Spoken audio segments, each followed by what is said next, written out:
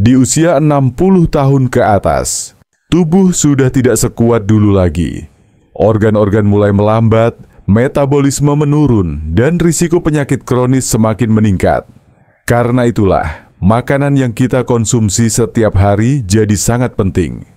Ada beberapa jenis makanan yang sebenarnya terlihat biasa saja, tapi bisa berdampak buruk bagi kesehatan lansia. Bahkan, sebagian di antaranya bisa mempercepat kerusakan organ, memicu tekanan darah tinggi, diabetes, gangguan jantung, dan berbagai penyakit lain.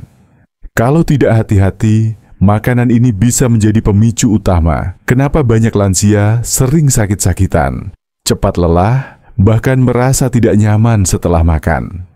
Maka dari itu, hari ini kita akan bahas secara lengkap dan santai tentang jenis-jenis makanan apa saja yang sebaiknya dihindari oleh lansia usia 60 tahun ke atas, lengkap dengan penjelasan ilmiah dan saran dari para dokter.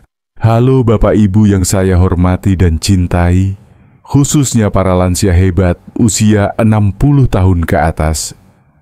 Semoga hari ini sehat, bahagia, dan penuh semangat ya.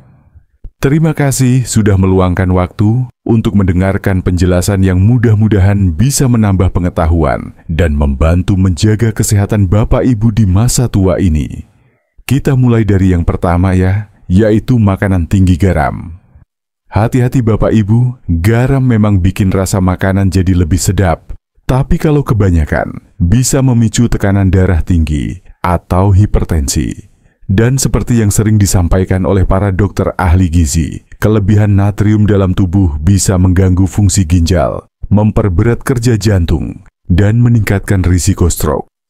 Menurut penelitian dari American Heart Association, batas aman konsumsi garam untuk orang dewasa, apalagi lansia, adalah sekitar 1.500 mg per hari. Tapi kenyataannya, banyak makanan olahan dan makanan instan yang kadar garamnya bisa jauh melebihi batas itu. Misalnya saja mie instan, sarden kalengan, atau camilan-camilan asin seperti keripik dan biskuit gurih. Kalau dikonsumsi terus-menerus, bisa jadi bom waktu bagi kesehatan. Lalu yang kedua, makanan tinggi gula. Nah, ini juga sangat penting untuk diperhatikan. Apalagi bagi lansia yang punya riwayat diabetes atau prediabetes. Gula memang memberikan energi cepat, tapi kalau berlebihan bisa menyebabkan lonjakan kadar gula darah yang tidak stabil. Gula yang tidak dipakai oleh tubuh akan disimpan sebagai lemak, dan dalam jangka panjang bisa memperburuk kondisi metabolisme. Banyak lansia yang tidak sadar bahwa makanan seperti roti tawar putih, minuman kemasan, dan bahkan saus tomat itu mengandung gula tersembunyi.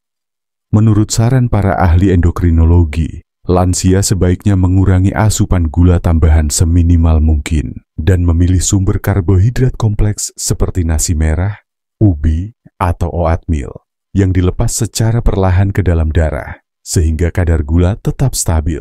Yang ketiga, makanan berlemak jenuh dan trans. Lemak memang dibutuhkan tubuh, tapi jenis lemaknya harus diperhatikan. Lemak jenuh yang banyak terdapat pada daging merah berlemak, kulit ayam, mentega, dan minyak kelapa sawit bisa meningkatkan kadar kolesterol jahat dalam darah, yang kemudian menyumbat pembuluh darah. Dokter-dokter jantung menyarankan agar lansia membatasi konsumsi makanan jenis ini karena bisa meningkatkan risiko penyakit jantung koroner dan stroke. Yang lebih berbahaya lagi adalah lemak trans, yang banyak ditemukan pada makanan cepat saji, gorengan, dan margarin. Lemak trans ini bisa menurunkan kolesterol baik, meningkatkan kolesterol jahat, dan memicu peradangan dalam tubuh. Jadi sebaiknya pilih lemak sehat seperti yang ada dalam alpukat, ikan salmon, atau minyak zaitun. Keempat, daging olahan. Mungkin Bapak Ibu suka makan sosis, nugget, kornet, atau ham.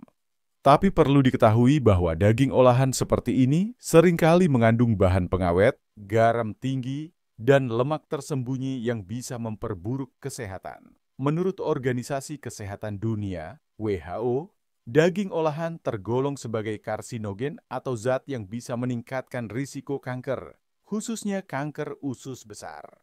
Selain itu, konsumsi daging olahan secara rutin juga bisa membebani kerja ginjal dan hati, terutama pada lansia yang sudah mengalami penurunan fungsi organ.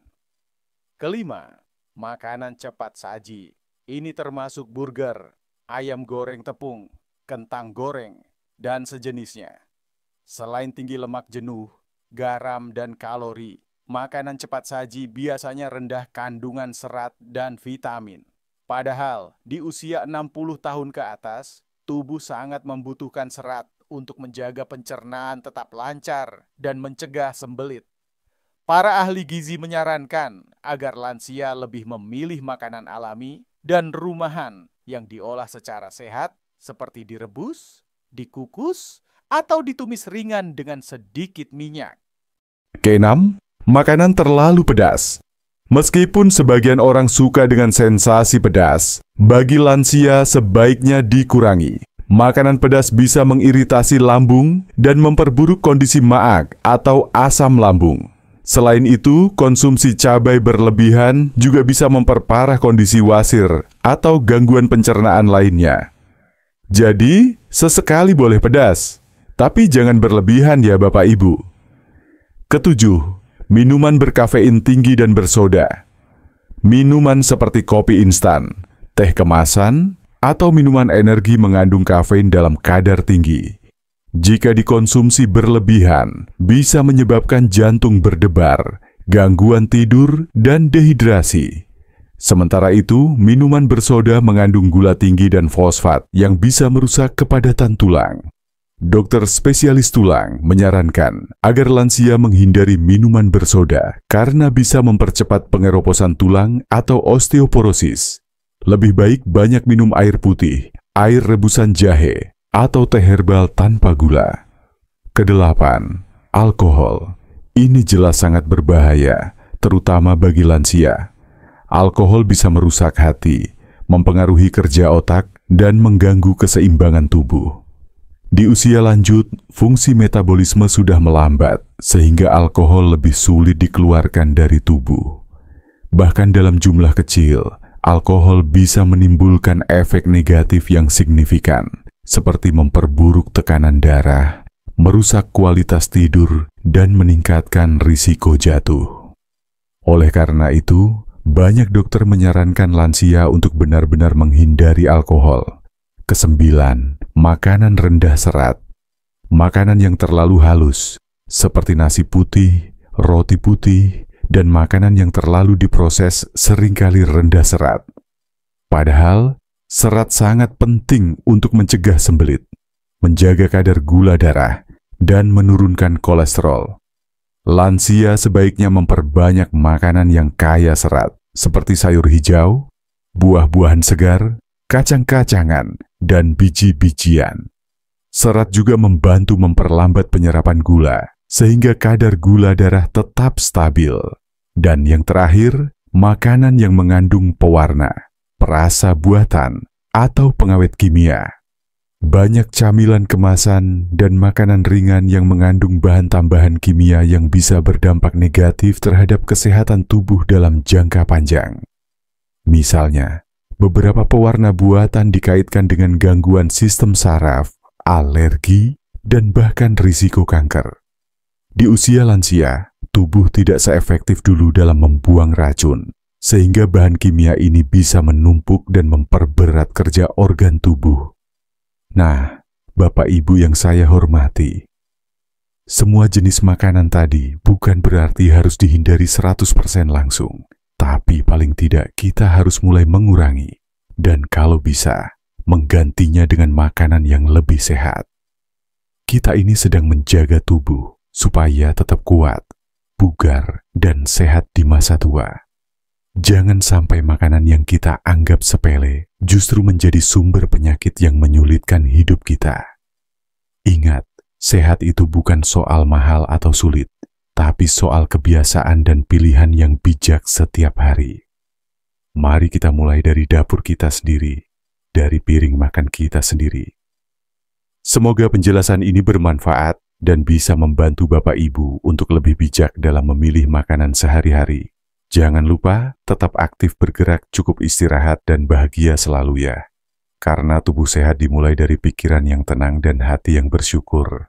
Sampai jumpa di pembahasan berikutnya. Tetap semangat, tetap sehat, dan tetap luar biasa. Terima kasih banyak sudah mendengarkan.